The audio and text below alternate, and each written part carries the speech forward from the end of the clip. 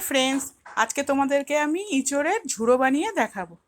এটা কিন্তু ইঁচড় আমি কেটে সিদ্ধ করে নুন হলুদ দিয়ে সিদ্ধ করে রেখে দিয়েছি। আর লাগছে হয়েছে এখানে আছে আদা কুচি, রসুন কুচি, কাঁচা লঙ্কা, ছোট ছোট 4টে পেঁয়াজ, আর এটা একটা কাঁচা টমেটো। দেখতে থাকো কিভাবে বানাচ্ছি। প্রথমে আমি একটা বড় বোলে এগুলো নিয়ে নেব।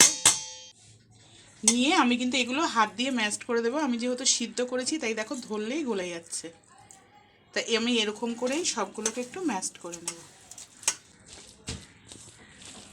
তাই এই দেখো আমি এই যে এরকম করে ম্যাশ করে নিলাম। এর থেকে আমি বেশি আর গলাবো না, এরকমই থাকবে।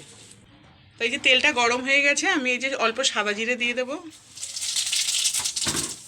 দেওয়ার পর এবারে পেঁয়াজ, আদা, রসুন এগুলো সব দিয়ে দেবো।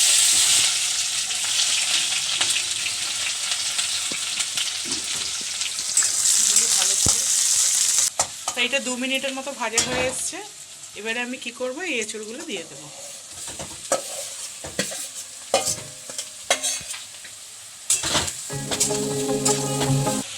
এই যে আন্দাজ মতো নুন দিয়ে দেবো, এই যে হলুদ গুঁড়ো দিয়ে দেবো, আধা চামচের মতো লঙ্কা গুঁড়ো, আধা চামচের মতো সাদা জিরের গুঁড়ো, আর এই টমেটোটা দিয়ে দেবো।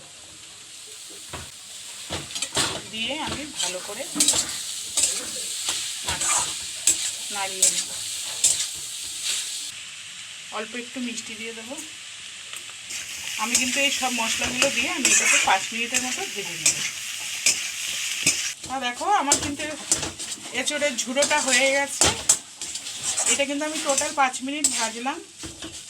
এবার এটাকে আমি নামিয়ে দেবো।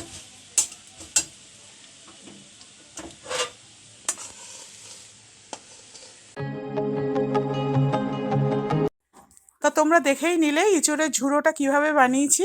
তা ভিডিওটা যদি ভালো লাগে লাইক কমেন্ট শেয়ার করো, সাবস্ক্রাইব করতে ভুলো না। তা ভিডিওটা আজকের মতো এখানেই শেষ করছি। আজকের জন্য টাটা।